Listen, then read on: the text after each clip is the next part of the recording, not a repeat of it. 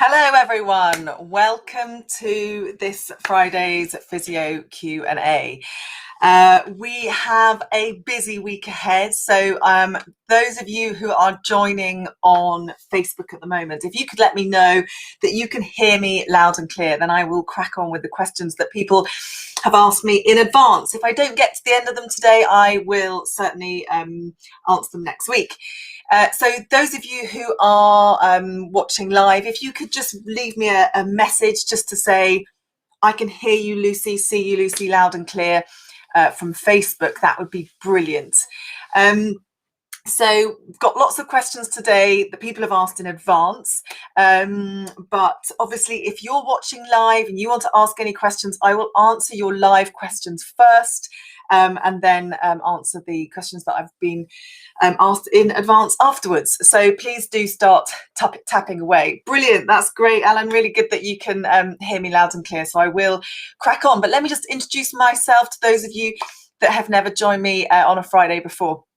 My name is Lucy McDonald and I am a physiotherapist. I've been a physio for over 20 years now and I love sharing my knowledge with people. So what I want to be able to do is give you as much advice as I possibly can about your specific injuries. So as I say, if you have injuries, even if you've sent me messages in advance, please do write them in the comments, because I have a lot of injuries to get through today, and I will prioritise whoever has joined me live. So please do tap away. You can see at the bottom there, depending on which platform you're watching on, you can see that you can get in touch with me and my team on reception@octopusclinic.com. We are based in London, but we do virtual consultations, so geography is no object. So please do get in touch if you want a consultation.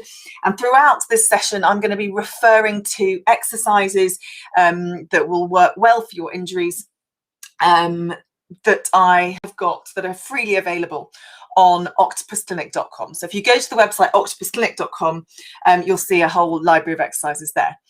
Right, so yeah, apologies if there's any delays. So apparently there's a bit of a little bit behind on, it looks like you're on Facebook, but yeah, internet does what internet does. So right, first question then, live. So I'm going to bring it up on the screen here. So I need some help with shin splints after resting. Should I start again and how far? Last ran mid-February. So I've had loads of questions about shin splints, so this is a really good place to start. I know that lots of you have been struggling with shin splints at the moment. For those of you that aren't sure what shin splints are, what we're talking about is pain at the front of the shins. Now, it's not a diagnosis, so it doesn't tell you exactly what structures are damaged and to what extent. So what we need to do is bear that in mind. Now, when I'm giving this advice, I'm going to talk you through the different things that could be causing it and then give you some tips on how you can manage it. So anyone that's watching, even if you don't have shin splints, you should be able to learn some useful stuff from this answer. So first of all, what are the different causes of pain at the front of the shin? So at best, it's muscular. So hopefully, if you haven't had your shin splints for long and the pain is not too severe, then the pain that you're getting will be coming from microtrauma in the muscles at the front of the shin. Now, there are different muscles at the front of the shin. So obviously, if you, in all of these cases, it's much better if you can get a proper diagnosis. But hopefully it's muscular, and therefore it's not an indication that you need to stop running.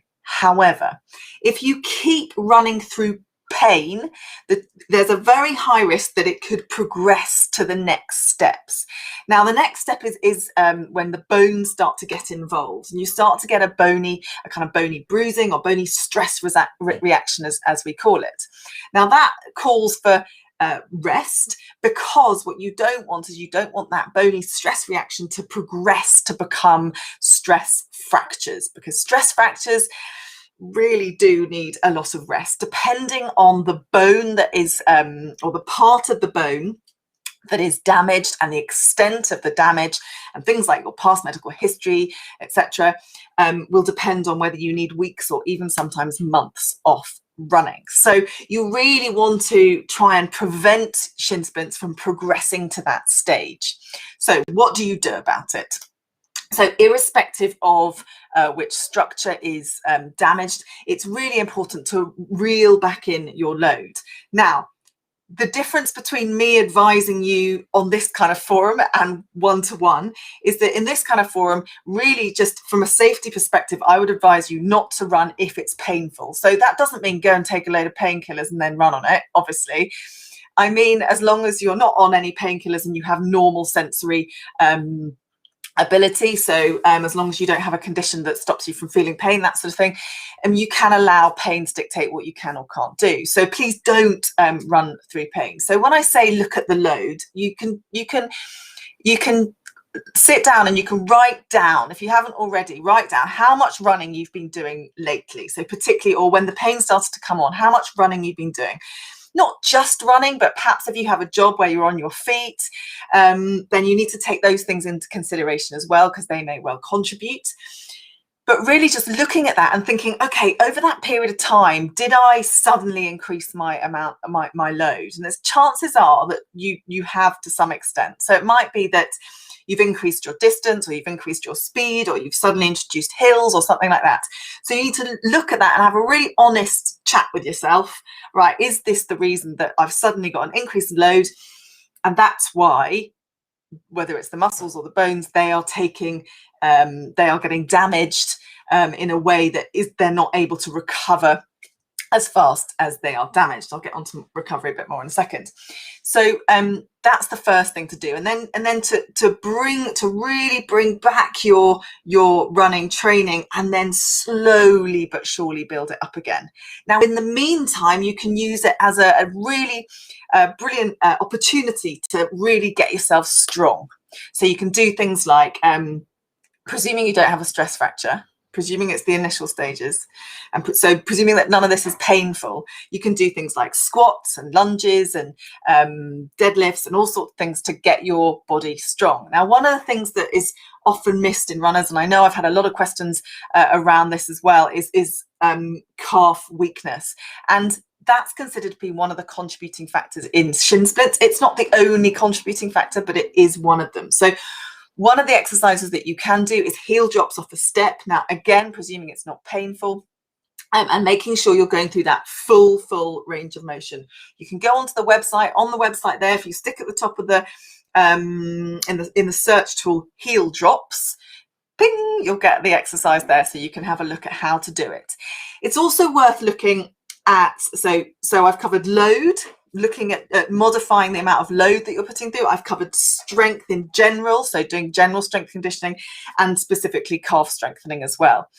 Then we can look at the efficiency of how your body's moving, or in other words, biomechanics. So looking at, is it that your ankles are unstable? I've just noticed in the picture there's like a funny little white light on my face, but anyway, I'll carry on. Is it that your ankles maybe are a little bit unstable, so that you're not able to be efficient as you step through when you're running? Is it that your hip muscles aren't particularly strong, and therefore you're losing some efficiency around the pelvis or the hips, and therefore exercises like like the wall ball, I'll come on to that in a second when I'm talking about knees. So looking at all of that side of things as well. Now, it's obviously a lot easier to do it if you're a physio, to look at biomechanics. That's kind of what we do and what we assess. But there's an exercise that you can, it's a kind of DIY running biomechanics called the Running Man. So if you go to the website and you tap in Running Man at the top, the Running Man exercise will come up, and what it does is it talks through your foot alignment, knee alignment, hip alignment, pelvis alignment, and then gives you an exercise that you can work on that. So that's my absolute favorite exercise for runners, and it might highlight to you, particularly if you do it with your heel raised a little bit, it might highlight to you where you might have inefficiencies. But to come back to the beginning, if you do have stress fractures and you go and do any exercises, you're going to make it a hell of a lot worse, and you could create serious problems. So please, please don't do anything painful, and do go and get it checked out. And as I say, we do, I do the vast majority of my consultations by video consult at the moment. So it doesn't matter where you are, we can still see you. So, and depending on what charity you're running for or club you're part of, we provide discounted prices. So just get in touch by email and we can tell you all about it. Right, okay, we are getting a lot of live questions today, which is fab. I hope that answered your question. Let me know if you have any questions around shin splints and I will come back to them. I know there were plenty of other questions, so I'll come through to go through those as well. Okie doke. Oh no, I know, I did promise, I did say I was going to talk about recovery. Yeah, so at the beginning, and this is the same with anyone, this is like all of your injuries, basically, everyone who's watching this who has any pain or injury, or who's training and undergoing a training process. It's really important. So that when I talked at the beginning about load management, so the process of getting fitter and stronger involves creating a little bit of micro trauma to the body. It's totally normal, and that's the only way that you can develop strength, more resilience, more fitness. So you create a little bit of micro trauma to the body, and then the body does this amazing thing where instead of just replacing it like for like, you actually your body replaces the cells with bigger cells, stronger cells, more resilient cells, broadly speaking. So that process requires time, so you need to have time to recover, and you also need to have the ingredients for recovery. So you need to have decent nutrition. You need to sleep. Sleep is fundamental for recovery. And then stress management is really key as well. So take a look, and this is everyone that's watching, take a look at your recovery. I often joke that if people watch the video that I did on all the things you can do to recover, that we would all be out of a job. But obviously people always ask me about what exercises they should be doing, what treatment techniques should be, but actually really the most important part is the things that are in your power, which are looking at your nutrition, looking at your stress management, sleep, etc. So I might talk a bit more about that later, but if I don't have time, please do go and check out the video. If you put in the top of the website recovery, just the word recovery, you'll see some really useful stuff in there, and I talk more about nutrition and tips about how you can get a good night's sleep and all those kind of things. So hopefully that's helpful. Right, next question. So knee. So I suffer from knee pain and I have wear and tear in the knee. How do I strengthen my knees, please? Again, not surprisingly, I've got loads of people who've asked me questions about knees today, ranging from people with arthritis to ITBs, etc. Now, I'm going to answer first of all this question. So this is appropriate. My answer here is appropriate, particularly for people with just general wear and tear and or arthritis in the knee. Now, first things first, just to reinforce that, sorry, I heard, that's okay.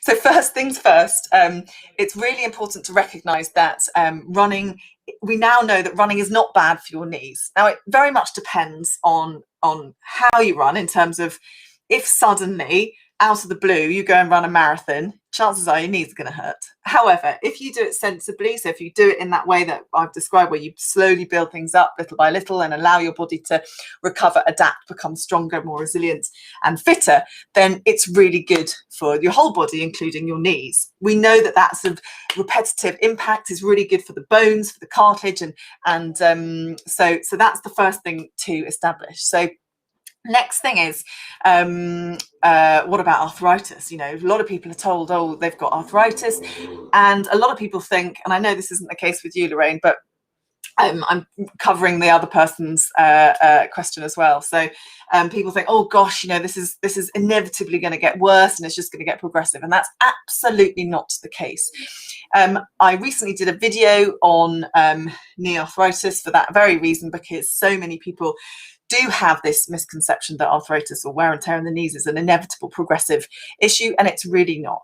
And the best thing you can do is to strengthen your knees.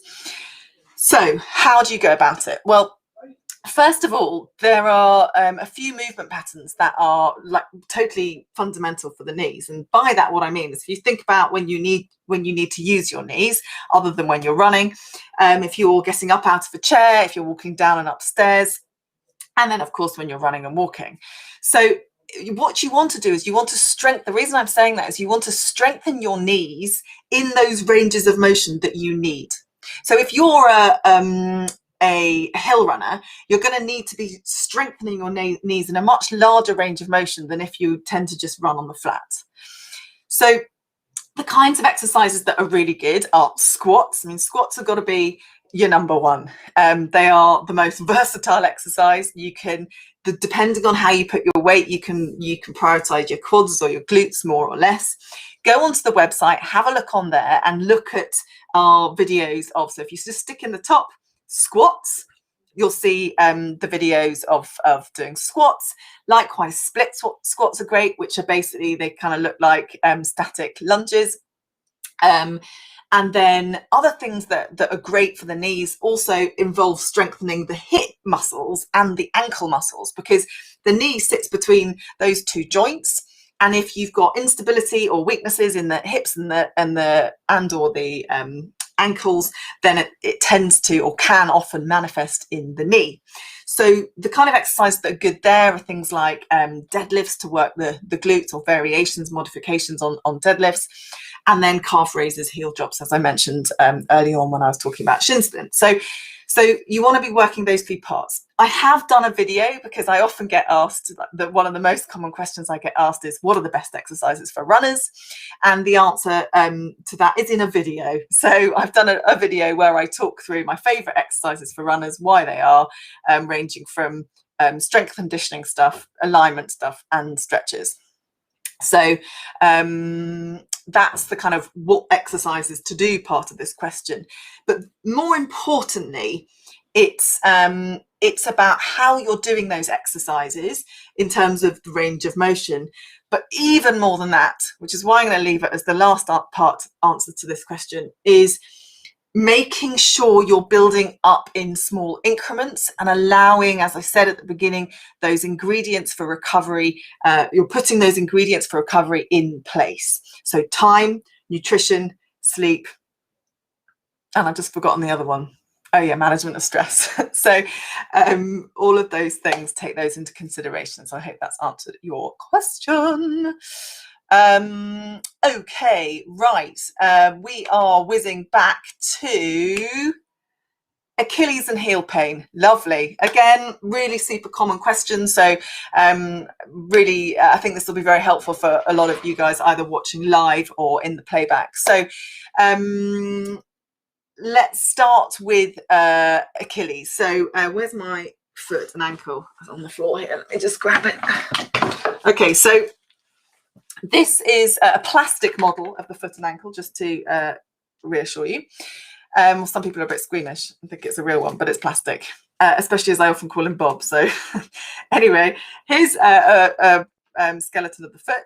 So the Achilles tendon runs, so it's the calf muscle runs down the back of the calf, the back of the bottom part of the leg, and then slowly changes into a tendon over the back of just above the heel, and then inserts into the heel. Now, depending on where you're getting your pain in your tendon, so I'm presuming it is your tendon. So the easiest way of knowing whether it is your tendon, or the biggest indicator for it being your tendon, because it still could be other bits and bobs, is by giving the tendon a little bit of a squeeze, and that will give it away. If you're feeling it either side of the tendon, then there could be other smaller tendons involved, but it is very, very common to get it in the actual Achilles tendon, and actually some of the treatments are pretty similar anyway, even if it's some of the smaller tendons. However, as I said, it depends on where you're feeling the pain. Now, one of the things that you've mentioned, Richard, in your message here, is that it's in your heel. Now, you have a much better prognosis in terms of it will get better quicker and more steadily with the right treatment if the pain in your tendon is right in the middle, what we call a mid-portion tendinopathy. I maybe might touch on why it's a tendinopathy, not a tendinitis in a minute, but remind me if I forget. But if it's the mid portion, then it won't be we won't have to go quite as slowly with the rehab exercises. What are those rehab exercises? Now, we know with tendons, we used to give, back in the day, we used to give stretches and icing and that sort of thing for tendons. And now we know that because tendons, when tendons are painful, it's not an inflammatory process, hence why it's not a tendinitis anymore, because itis means inflammation of. It's a tendinopathy. So we know that there have been changes in the structure of the tendon to get to the point where it is then painful. So it's no longer appropriate just to ice it, rest it, stretch it. In fact, we know that stretching could well make, and we know that in some tendons it does make them worse. So it's just best off to load the tendon rather than stretch it. So I would advise against doing calf stretches, so against the kind of thing where you put your leg behind you and you do a sort of static calf stretch. And instead I would recommend, but there's a caveat before, so don't go rushing out the door as soon as I've said this. Instead I would recommend things like heel drops. Now, if it's a mid-portion Achilles tendinopathy, you should be able to get away with doing heel drops. Now, if the tendon is really sore and swollen, then I would not recommend this. And it's really important whenever I'm answering any of these questions to say that obviously it is much better to have a consultation with a physio. And if you're in any way concerned, then you just please do drop us an email. You can see our email address is reception@octopusclinic.com, or you can just get in touch with us through the website. But yes, if it is that mid-portion tendinopathy, then making sure you're loading the tendon through its full range, and not just by doing so. One of the things that I see quite often, unfortunately, is when I see people that haven't responded to physio previously, is that they've been given exercises where they're just going up and down on the flat, and actually what they need to be making sure that they're doing is going through the full range, but not if the pain is in the actual heel itself. So it might be that we need to start with static loading, because that can give automatic and immediate pain relief. But depending on how painful it is, it's really important that you don't push through the pain as well. So it's all about getting that balance right.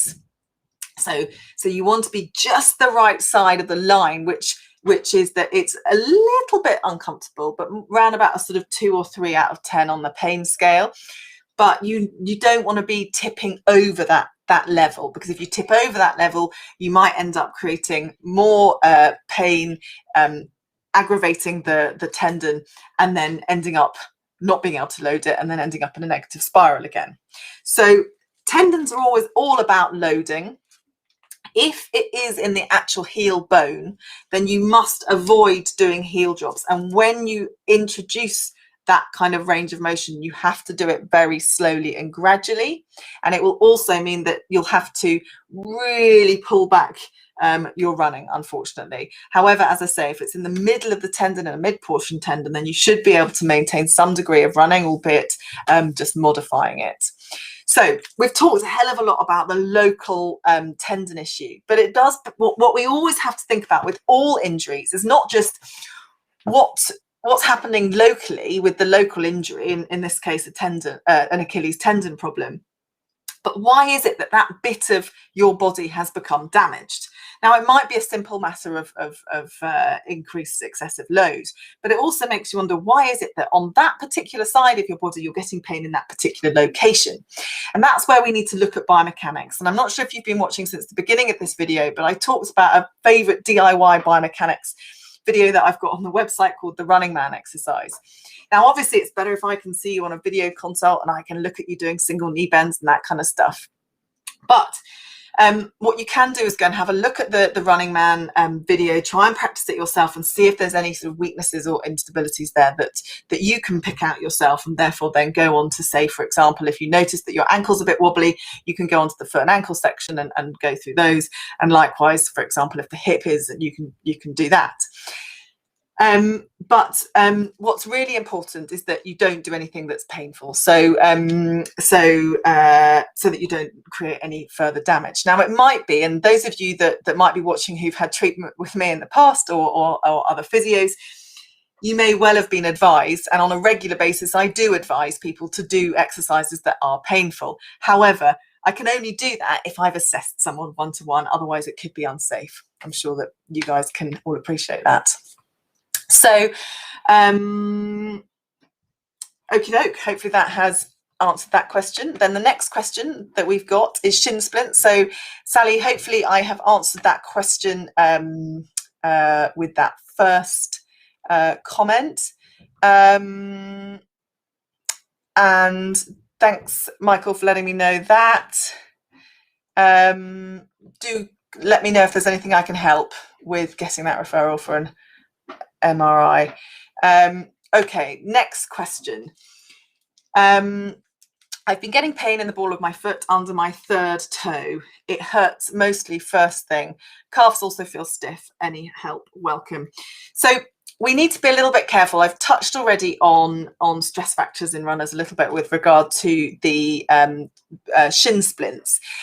The feet are another area that can be vulnerable to stress fractures in runners, along with hips. So although it's unlikely, so the vast majority of foot pain in runners is not a stress fracture, it is possible, and therefore we do need to sort of bear that in mind in the back of our minds, because if you do have a stress fracture or the precursor to a stress fracture, which is a stress reaction, you really do need to rest. And it's, you know, I often in fact, I did have a question as well from someone in advance who said, what are the niggles? What was the question? We all run with niggles. What are the key niggles, warning signs that I really, really need to listen to and take a break to avoid long-term on the sidelines? And the answer to that question, or part of the answer to that question, is if there's the three parts, the areas of the body that are most commonly, and not only, but commonly associated with stress fractures are the feet, the shins, the hips, to a lesser extent, the knees. So if there's a potential that there is that there's some bony involvement, that's when we get serious.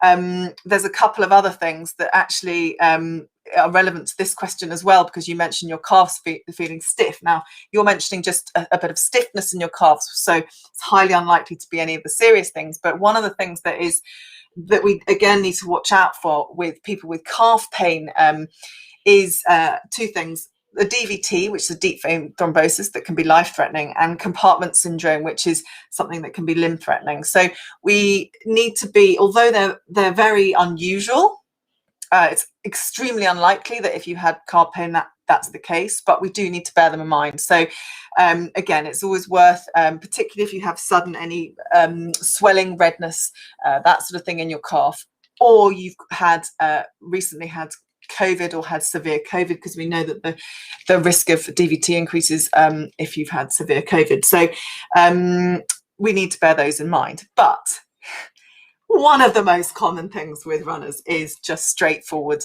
muscular pain in the calves and or stiffness.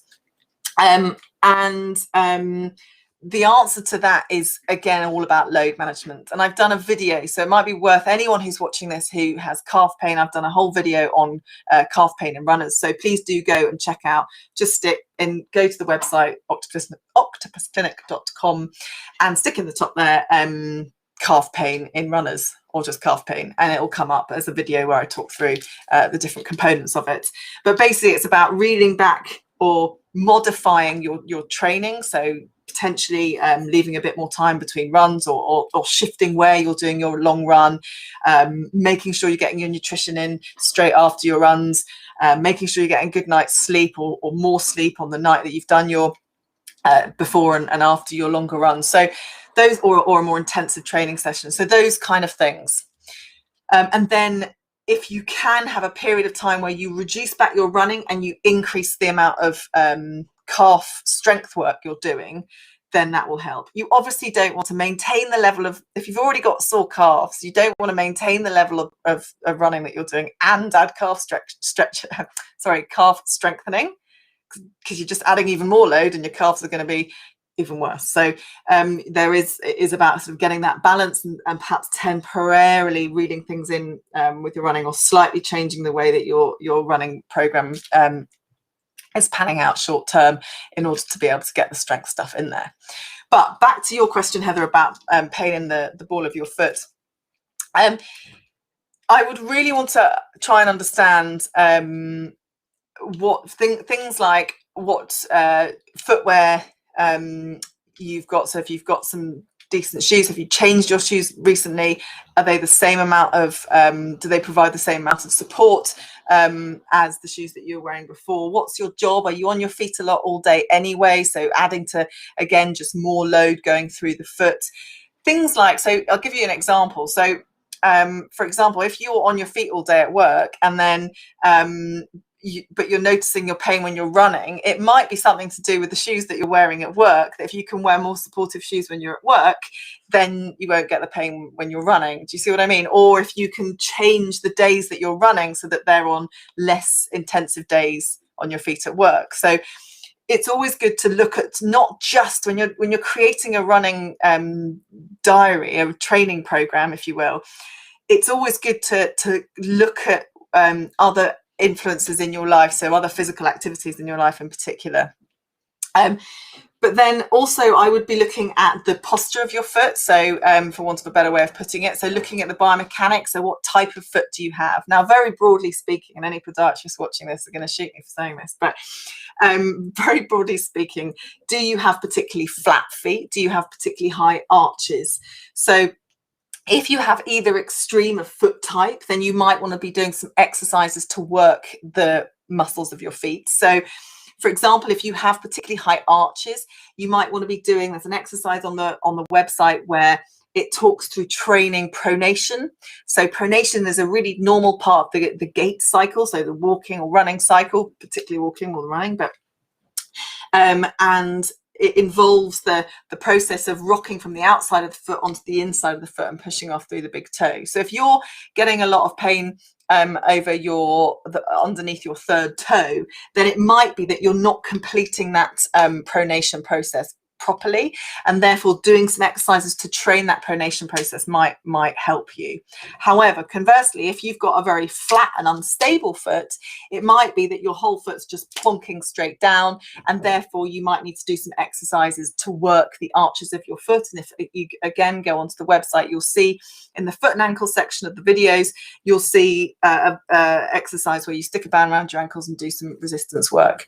But obviously it'd be great to actually be able to see your feet on a video consult and do and assess not just what's going on at your feet, but further up. Hopefully you've been watching this the whole time, Heather, but up through your knees, your hips, your pelvis, your lower back, because obviously any kind of inefficiencies all the way up that what we call kinetic chain will have an effect on your foot. So we need to make sure that we're addressing those as well. And don't forget general recovery that I've already covered. Okay, next question. Again, I've had loads of questions about this. What is about hamstrings this week? So I have a long-standing hamstrings niggle and also get dull ache and tingling in my Achilles. Oh, now that's interesting. I have seen a physio who found nothing, so while that's good news, I'm a bit puzzled as to what it is. I've been resting it and started the strengthen. Try and have a look at it. Doesn't come up. Hang on. I wonder if I do that, if I can see it properly. Oh yeah, I can see the rest of your question now.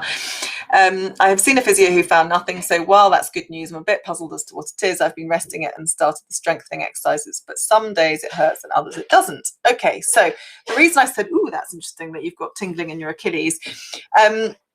So often with hamstrings, because you have your sciatic nerve running straight through your hamstring muscles, so your sciatic nerve comes out through the comes out of the lower back at various different levels of the lower back, and then joins together in a big nerve that then runs through your buttock, down the back of your leg, splits off down the leg. So most people have heard of sciatica, so pain down the back of the leg, but in your case, you do sound like you're putting it down to a hamstring niggle. Now, the reason that I've brought up sciatic pain straight up rather than talking about the hamstrings themselves, which are the muscles in the back of the thigh, is because you mentioned the dull ache and tingling in your Achilles, and because of the intermittent nature, so because of the variability of it. Now, those things are not entirely, they don't give us a very clear diagnosis. Obviously, I'd need to do a full history, have a look at your movements, etc., get you to do a few tests over video consult to really narrow down what was going on. But just those little things give me a little bit of a extra piece to the puzzle that makes me think that possibly there's something going on with your with your sciatic nerve. And then we need to look at potentially, is that pain being referred into your hamstring from, for example, your back, your hip, etc.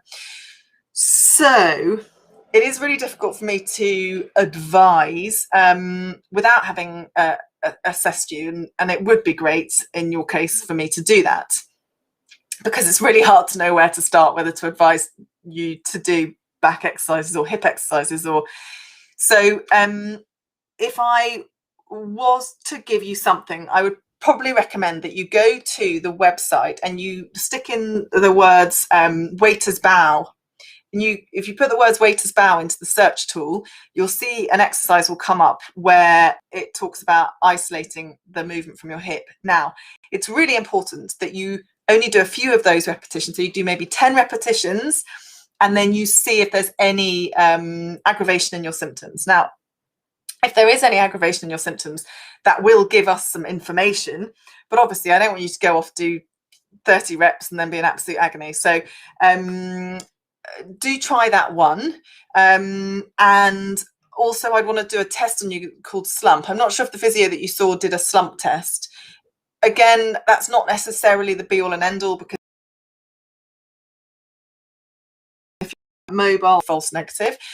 But yeah, I think it would be worth definitely looking at those nerves, so looking at that sciatic nerve pathway and working out if that's involved.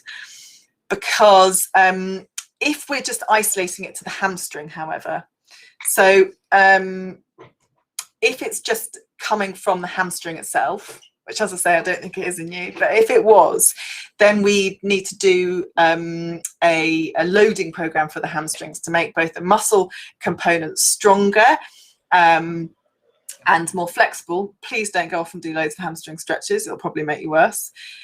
Whether it's a nerve or the hamstring tendon involved, but we need to do some loading exercises to try and strengthen both the hamstring muscle itself and the tendons. So hopefully that answers your question, perhaps not as thoroughly as some of the others, but hopefully you understand why that is.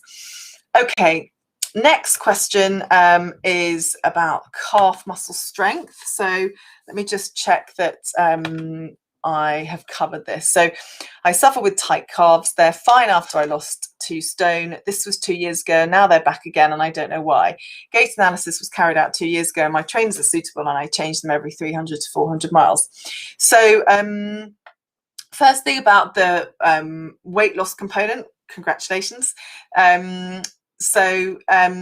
Obviously, any injury of the lower limbs is going to be worse if you're heavier, just because of the logic of the increased load. So if you lose weight, chances are the injury will get better. However, it doesn't mean that that's the only thing that's caused the injuries. There must still be some underlying reason as to why you've got that injury. In your case with the tight calves, hopefully I've answered your question earlier about calf pain. Again, if you want to refresh what I said, please, well, either rewatch this video or go on to probably better, because it's just about calf tightness and pain. Go onto the video on the website, stick it in the search tool, calf pain runners, and you'll get all the information that you need about that aspect of things. And then, of course, look at the overall sort of recovery component of for those of you that have only just joined, of nutrition, sleep, and recovery, sleep and stress management. Now, and then looking at making sure you're giving yourself enough time between runs and training sessions and anything else that's going on in your life. And have a look at that video that I mentioned. Right, next one. Knee pain I've had knee pain. It's really hard for me to read it while I put it up on there. So hang on, let's read it out first. Knee pain over the last couple of years, most likely arthritis, but it gets easier. I've now refrained from running lots and have started cycling. Okay, so Anthony, I'm not sure if you watched the beginning of this Q&A, but I think it might be really useful for you to watch if you haven't. So please do go back to the beginning and watch everything that I talked about right at the beginning about the fact that running is good for the knees if it's done correctly, and it's all about building it all up in small increments and making sure that your muscles are strong enough. So go and check out the video that I've done on knee arthritis, the video I've done on recovery, and the video I've done on the best exercises for runners. So that should cover it. This is a classic comment. Love it. My recovery is essentially eating cake in the bath. Brilliant. No comments. It's good though, because I think sometimes these sessions, you know, I'm always sort of talking about the really serious stuff, and it's always good to just have those kind of comments. So thanks for that, John. Okay, so on the more serious note, I have anterior pelvic tilt, and I'm curious about the relationship between that, my tight hip flexors, and my hamstrings.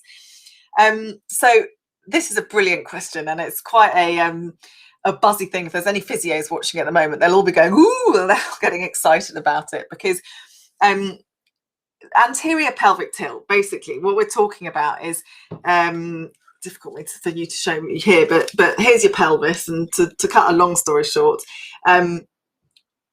your average person, whatever that is, has, let's say, their pelvis in neutral. Physios watching this are going to have a field day. Anyway, an anterior pelvic tilt just means that your pelvis is tilted more that way, and posterior pelvic tilt is when your bottom's tucked under. So basically your bottom's sticking out a bit more, and your bottom's tucked under. It's posterior pelvic tilt. Everybody has a different normal. Okay, so the best way to know what your normal is to go through the two full ranges of motion. Am I wearing the right clothes to demonstrate this close up? I wasn't planning on doing this, but I think I will. So if I show you sort of side on, so the best way to know your normal is to go through the two extremes of motion, and then put yourself 50% of the way between the two. So if I tuck my bottom right under, and then I stick my bottom right out, and then I go literally halfway between the two, that's my pelvic neutral. If I now go into what would be my anterior pelvic tilt, that would be it. And if I go into what would be my posterior pelvic tilt, it would be that. Now, what that looks like on the outside will massively vary from person to person, and it really doesn't matter. There is a value in your pelvis being in neutral, but in your neutral. So the whole concept of you having anterior pelvic tilt, you can see, hopefully I've given you the information that makes you realize that actually that's not a problem, because possibly, it's not a problem as long as anterior pelvic tilt is actually in effect your mid-range. Okay, so what I want you to do, John, is do that thing that I've just demoed. So see if from where you naturally hold your pelvis, see if when you stick your bum out even more, if you can stick your bum out even more, so tilt your pelvis forwards more, and then you tuck your bum right under as far as you can go, and then you go 50% of the way between those two ranges. If that's still where you naturally hold your pelvis, then nice. And I think you mentioned in advance there are advantages of that pelvic position. Is there a relationship between that and your tight hip flexors and hamstrings? So if your anterior pelvic tilt is just a normal, and in fact just your normal mid-range, then the quick answer is no. If, however, it's more likely to be that your tight hip flexors would be pulling your pelvis forwards, but tight hamstrings would not be putting you into anterior pelvic tilt. It would be stretching your hamstrings more. So for me, my instinct with your question is that your anterior pelvic tilt might be just a bit of a red herring, and that it would be worth just looking at why your hip flexors and your hamstrings are tight.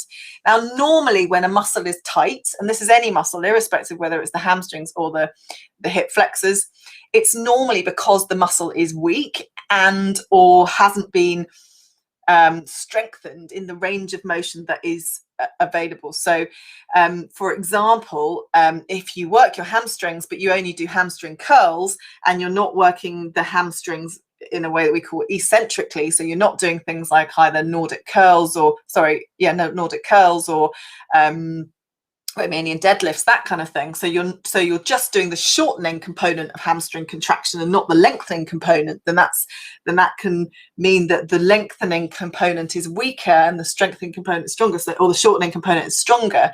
So you need to work the hamstrings in both ways. Likewise with hip flexors, you want to be making sure that they're strong enough to do the things that you want to be able to do.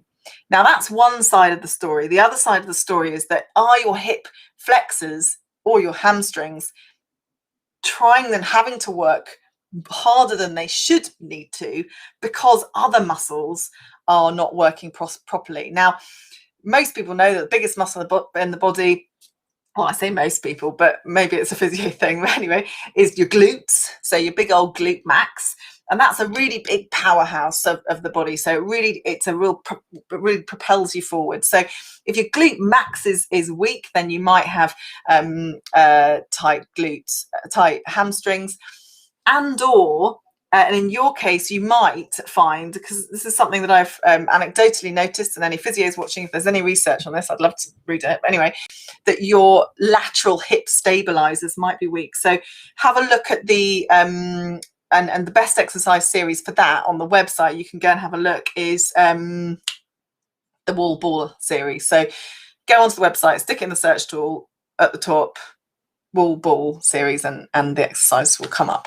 Anyway, it might just be, as I say, a matter of load management and all the other things that I've mentioned so far. So hopefully that's been helpful. Okie doke. Right, next question. I have been suffering from muscle fatigue in one quadricep for the last 2 years. Interesting. I've done physio, etc., but no use. Have been told it's IT band, but no pain, just severe muscle fatigue when speed distance increase at quad just above the knee. Brackets, no big jumps. That is an interesting question. So the thing for me would be, I'd want to know why you're getting muscle fatigue in one quad. So it's you don't just randomly get that. And when you say muscle fatigue, do you mean that your muscle is your muscle giving way? Is your if you've been told it's your IT band, that's more the outside of the knee. So, and we'll get on to IT bands. I will cover IT band by the end of this because I know loads of people worry about their IT bands. So that's more tends to manifest more down the outside, but it doesn't sound like that's the case with you if it's your actual quads muscle at the front.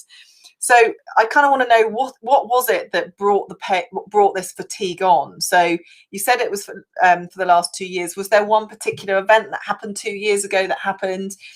Did it come on slowly? We really need to get to the bottom of why it is that you're getting this. And this is the same with all injuries. So come back to what I've already mentioned so far. It's so important to get your injury checked out, and particularly if it's something that's lasted more than a few days or certainly a few weeks. And if you've had it for 2 years, I would investigate why it is that you're getting that. I think you need to get to the bottom of it. So I do think you need to get a second opinion, and I'd be really happy to provide that for you by video consultation if you like. So just get in touch, reception@octopusclinic.com. However, I think it's really important to bear in mind when you've got these kind of things going on is that if you do a squat, for example, and you've got one side that's either painful or weak, or you're less confident on it, you might well be naturally just shifting your weight over onto the other side. So I want to be asking you, have you been doing single leg work?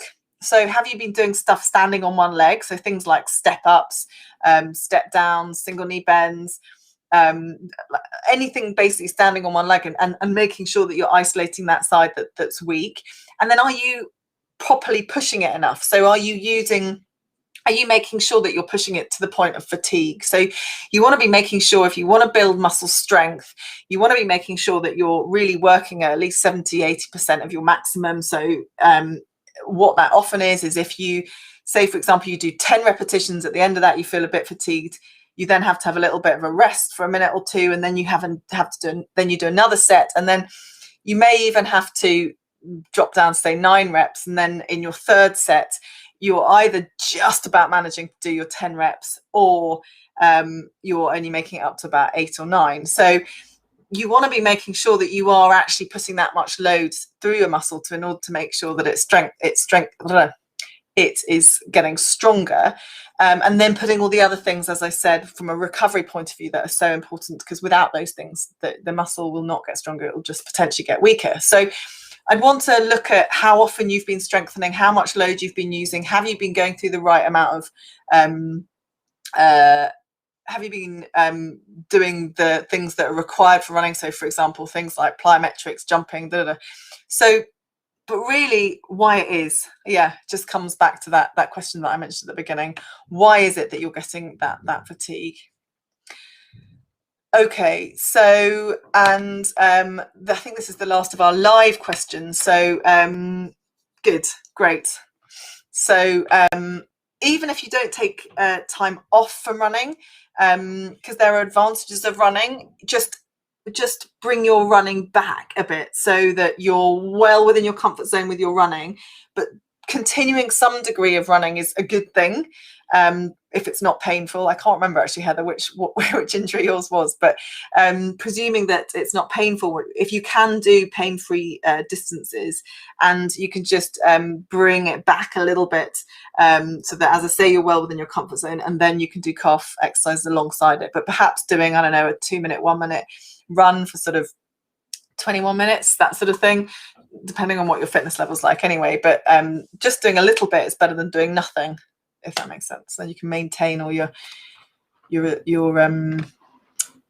all of the tissue resilience and strength. So right, I am now going to, please do tell me,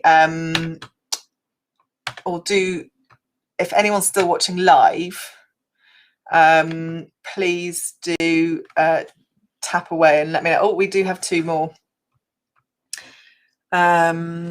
Okay,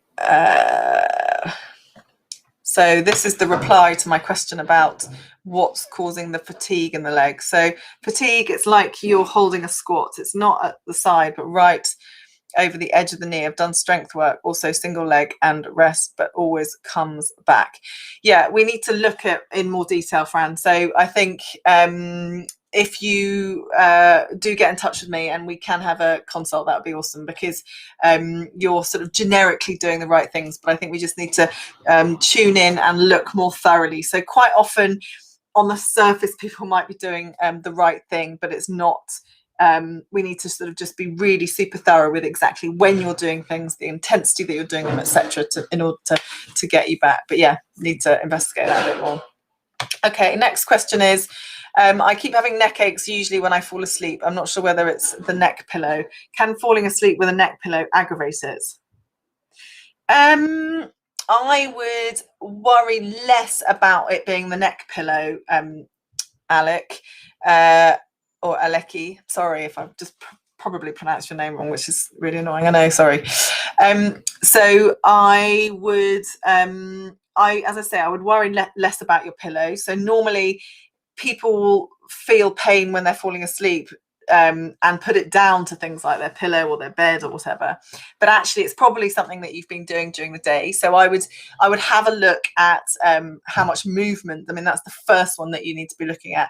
How much movement are you incorporating in your day? So a lot of people get very concerned about their posture, and there are positions and that you can sit in that will be more easy to sustain for long periods of time than others. So for example, if you're nice and supported in your chair, you've got your screen the right height, or etc., then you're more likely to be able to sustain those postures without pain for longer.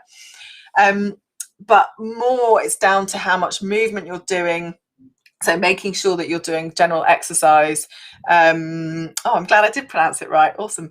Yeah, making sure that you're doing lots of movement in the day. And I say movement because, you know, obviously exercise fits within that one, but even just going for a walk, even though that's not a specific neck exercise, that will help any kind of pain, including any kind of spinal pain, including neck pain itself. So going for regular walks in the day, depending on what kind of exercise you enjoy or your body is accustomed to, then making sure that you're regularly exercising throughout the week.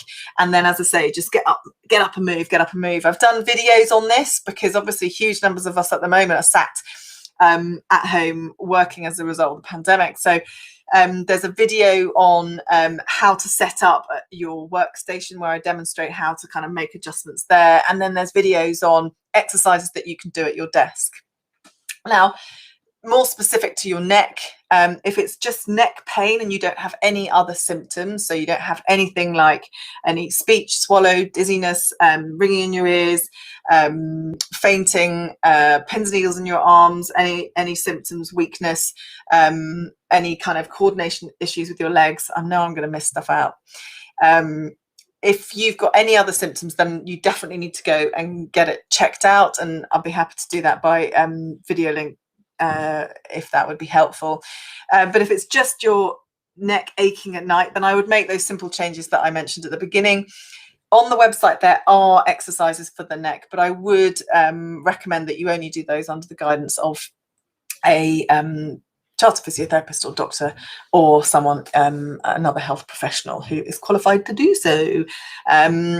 You might be contacting me. I know I can see that you're contacting from YouTube, which might mean that you're that you've seen my neck pillow video. So I'm not sure if that's if you've seen that one, but if you haven't, many moons ago, a patient of mine showed me how to make a bow-shaped pillow out of a normal pillow. And ever since then, I've been recommending it because, and everyone, I mean, you just wouldn't believe the hundreds of people that have been, that have benefited from it. So literally, well, I won't show you how to do it now, but go on to the website again and have a look. If you haven't looked at it already, go and have a look at the, so put, I don't know, pillow into the search tool or something.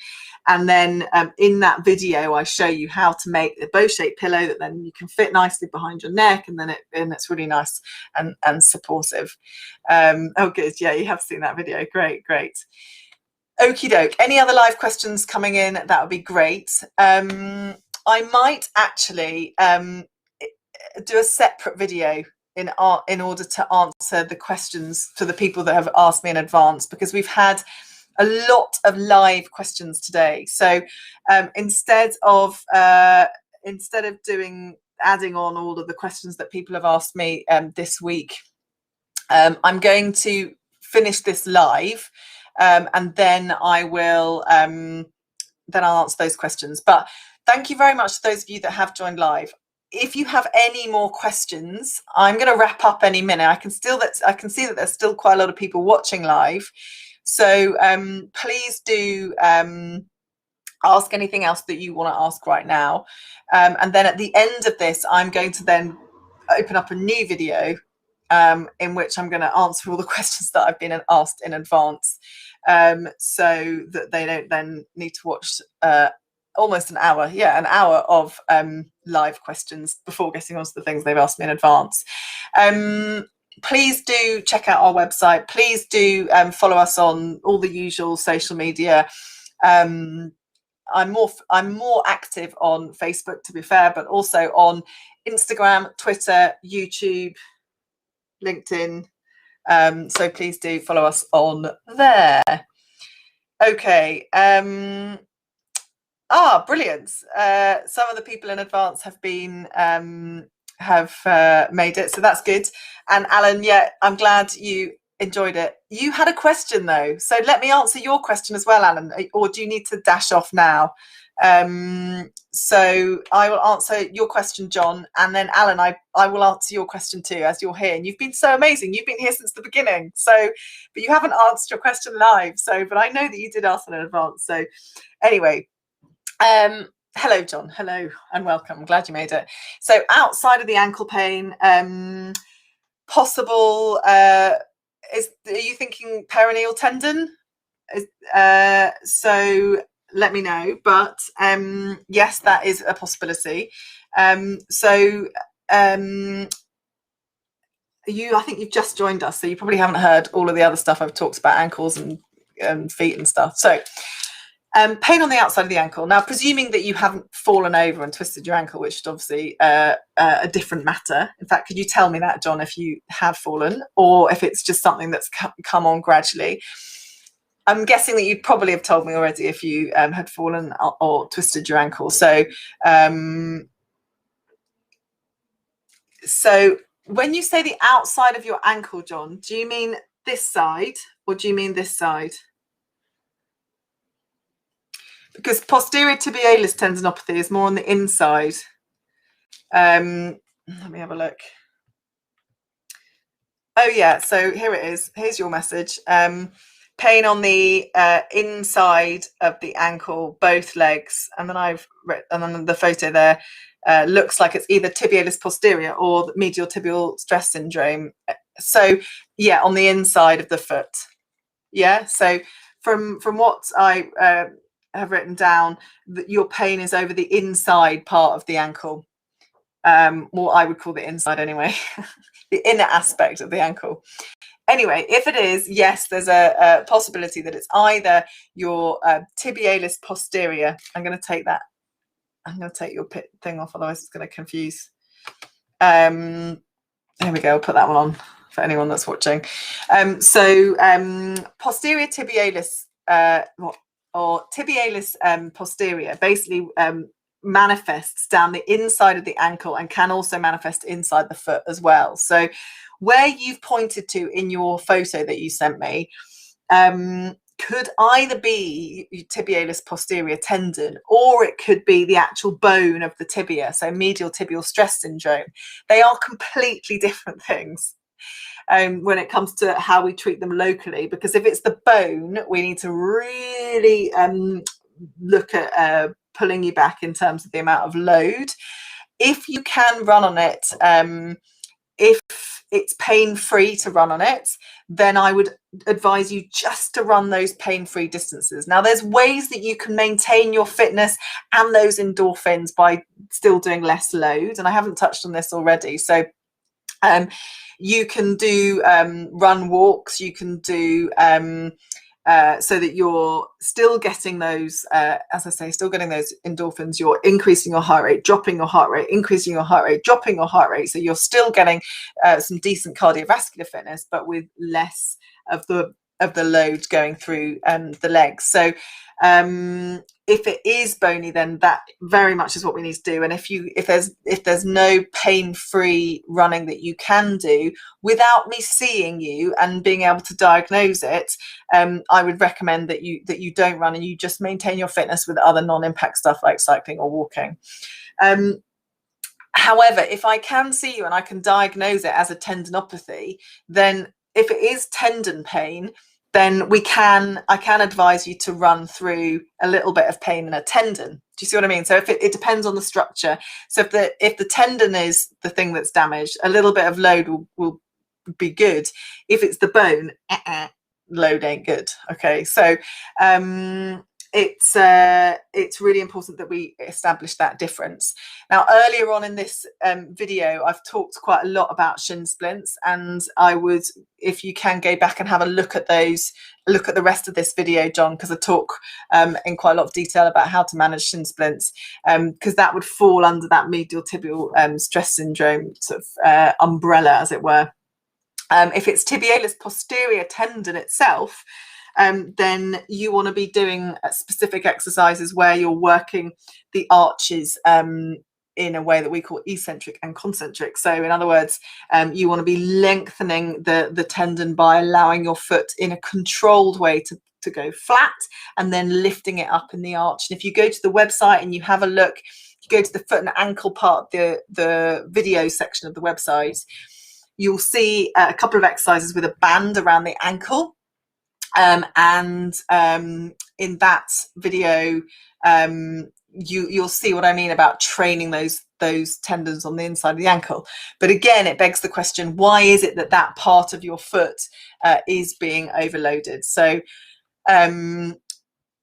what is it about, potentially, if we start from the bottom, what is it potentially about the biomechanics of your foot and or your ankle that's creating that excessive load through there? So is there some, as I say, is there some instability in the ankle or the foot that's creating excess strain and an uncontrolled movement in there? Or do you have high arches, and therefore it's altering the biomechanics, and therefore that would be slightly separate exercises that I mentioned earlier around training pronation, all of which you can see if you go to the foot and ankle section of our website. So yeah, first of all, looking at the biomechanics of the ankle and the foot, then coming up further and looking at the strength of the calf muscle being a really obvious one, and making sure that you're strengthening that calf muscle through its full range. So not just by doing heel raises off on the flat, but also dropping it off the edge of a step as well, particularly if you do a lot of hill running, for example. And then the what was the other thing I was going to get? And then looking biomechanically further up the chain as well. So is your tibialis posterior tendon, is it being overloaded because, for example, your gluteus medius muscle, so the muscles that control the alignment of your knee over your foot, are those muscles weak? So do you potentially need to do, say, for example, the wall ball series, which works on training those muscles in a standing position? And then putting it all together with, say, an exercise like your running man, which I've already mentioned earlier on in this video.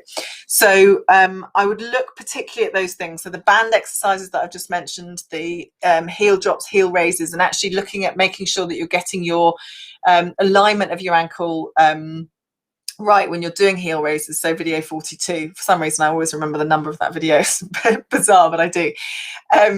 So the band exercises for the ankles, the heel raises with the alignment, the increasing the range of motion by doing it off a step, and then looking at your hip control and the running man. But overall, again, coming back to all the stuff that I've talked about recovery. So I think you missed it at the beginning. So if you go to the website and you stick the word recovery in the search tool, you'll see a video where I talk about all the different really, really important components of recovery, whether you're recovering from a specific injury or whether you're recovering from training.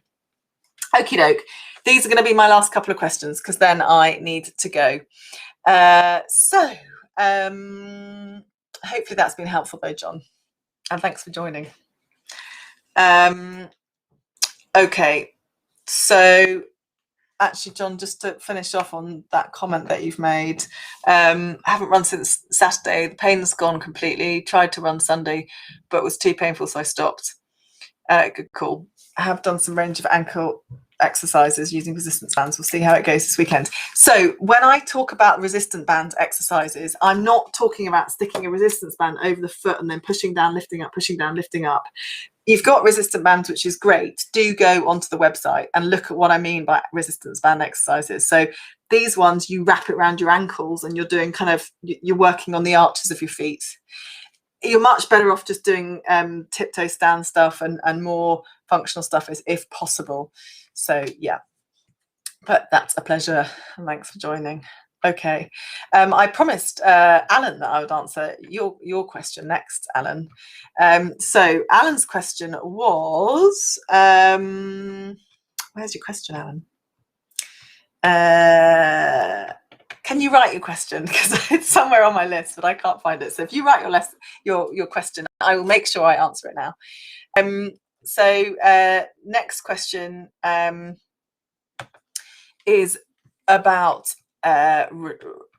respiratory, so it's about the lungs. So this question is, I had a pulmonary embolism in November. Although I'm better than I was, I'm still a little short of breath.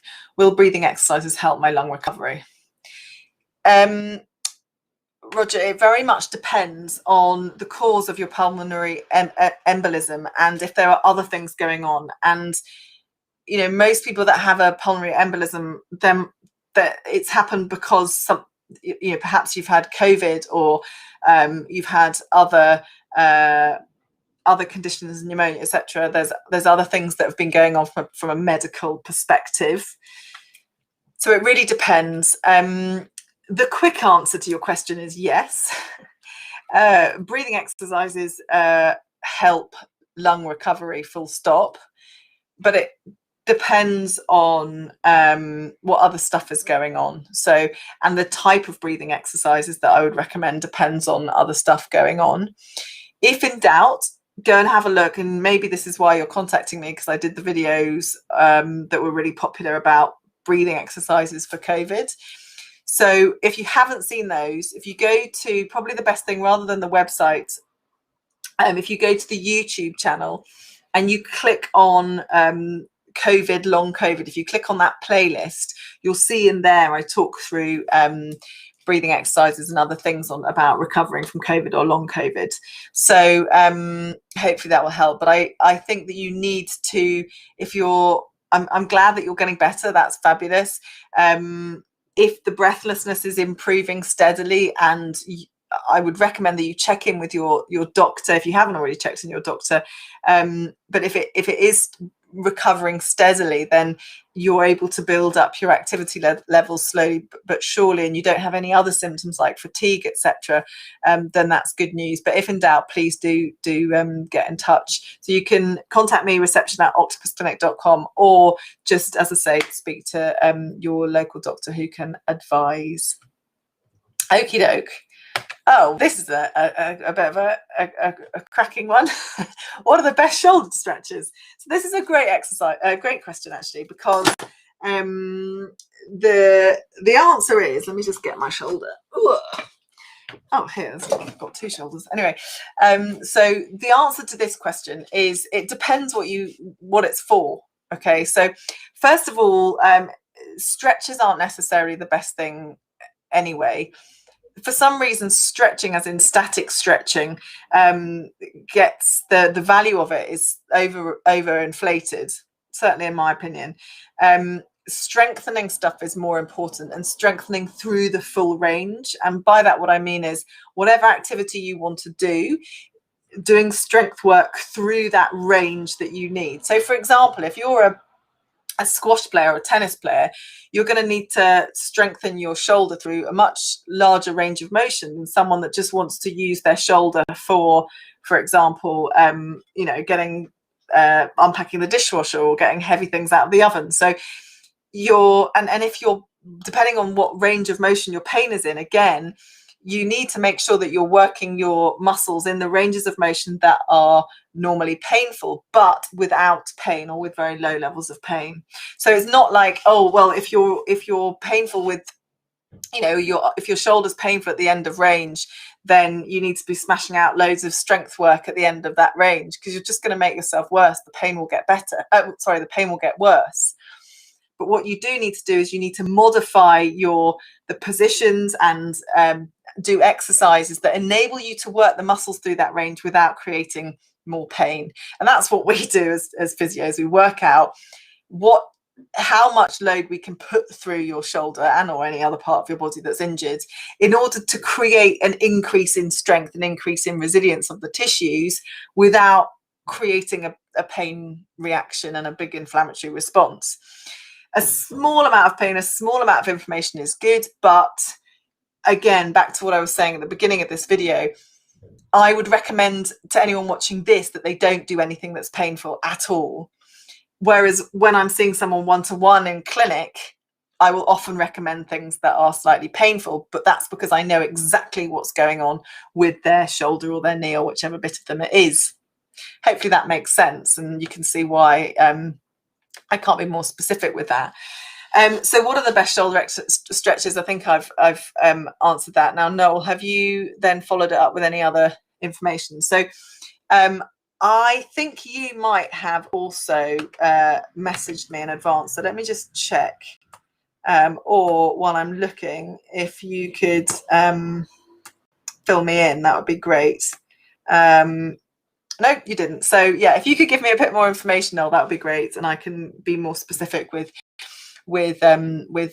giving you the right exercises for your shoulder. Okay, so last but not least, Alan. And this is going to be my last question. So anyone who hasn't, who has still got questions for me, please do join me next week. I do these every Friday. So please join me next week, and any friends and family obviously are welcome to come along too. They're streamed on Facebook, Twitter, I think Instagram, presume it's Instagram, but certainly Facebook and YouTube and Twitter. So, okay, right. So here we go. Noel, the person who was asking about the shoulder stretches, has just messaged me to say that the pain goes up into your neck. Yeah, so this is a really common thing that often people talk about their shoulder pain, but actually the pain is more related to their neck or sometimes their thoracic spine. So in other words, a bit lower in the back. So with you, it's going to be probably more likely that we need to do some exercises and some stretches for your neck, for your thoracic spine, maybe for your shoulder blades as well, but certainly for your neck and your upper back. And with that kind of pain, it would be really great if I could see you for a consultation. If you can do that, that would be brilliant. The best way to contact us is reception@octopusclinic.com, and we can get you booked in for a virtual consult ASAP. Okay, I suffered a pillion fracture quite a few years ago, and last March started to become more sore running. I've seen a physio and have now been referred for surgery, and was just wanting to know the best strength exercises for my ankle after I eventually get my op. Okay, what surgery are you having, Alan? Maybe, do you know what, it'd be worth you and I actually having a conversation about this. But the long of it is that really, I'm not sure how much running. Are you able to do any running that isn't painful, for a start, would be my first question. And are you doing strength conditioning work for the rest of your body? So are you doing, so the first thing I would do, Alan, is I would go and have a look at the video that I did on the best exercises for runners, and I would make sure that your quads and your glutes and your calf muscles and your core muscles are in tip-top shape. So make sure that you're really getting all of those muscles really nice and strong. And you need to be making sure you're doing at least a couple of decent sessions a week spread out over the week of strength and conditioning. And making sure that you're using those muscles in the ranges. I know that you've watched all the rest of this video, so hopefully you've picked up some useful things in there. With the foot and ankle, I would also really focus in on proprioception, not just with the foot and ankle, but particularly in your case. So by that, what I mean is the body's positional sense, and the best way to judge that is to stand on one leg with your eyes closed. Obviously hold on to something, because the last thing you need is a broken wrist when you fall over. So stand on one leg with your eyes closed, compare sides. And either way, with anyone, so actually this is probably a good thing to end on, with anyone with any injury, it's affected. So it's super important, and it's also one of the biggest indicators of injury. So they've done studies on athletes and found that if people have poor proprioception, so for example, they're unable to stand on one leg with their eyes closed for a prolonged period of time, flail their arms around, etc., then that increases your chance of injury. So you obviously want to try and improve that. So anything, I'm not sure if you've got a wobble board, you possibly do, but things like standing on a wobble board, doing side to side motions, forwards and backwards, and really trying to feel, like with your mind, like really feeling what's going on in the legs, and seeing and feeling what's happening in your feet and your ankle. So kind of mindful movement, if you will. So not kind of standing on a wobble board, sticking the telly on and just having a wobble around, really standing there and thinking, okay, how do my feet feel when I go forwards and backwards, side to side? How much movement have I got here? Okay, yeah, so you do need to be a bit careful. Sorry, Alan's just given me a couple more messages. Yes, so great that you're doing lots of strength work and yoga, but as I say, I would look at trying to introduce some proprioception work just for some really basic stuff. If you go onto the website and within the foot and ankle section, or rather if you just put the word proprioception,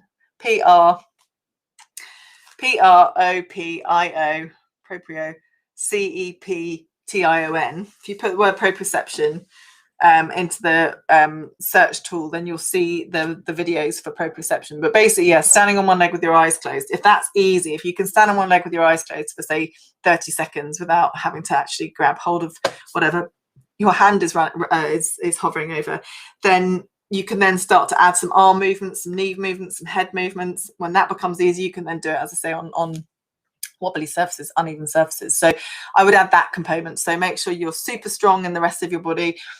Look at doing the proprioceptive work, and then depending on, let me just have another look at what you've said about range of motion and things.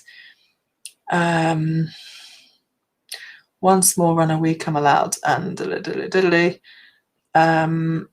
then yeah, so I would work on all of those components. So I hope that was worth the wait. Thank you very much for sticking with me to the end, Alan, and I look forward to seeing you over the next few weeks. So I will now, possibly not right now, but once I've picked up my kids from school, I will answer all the questions that I've been given in advance. But thank you very much to those of you that have joined live, and I look forward to seeing you in the coming weeks. In the meantime, I wish you all the very best. Bye, everyone.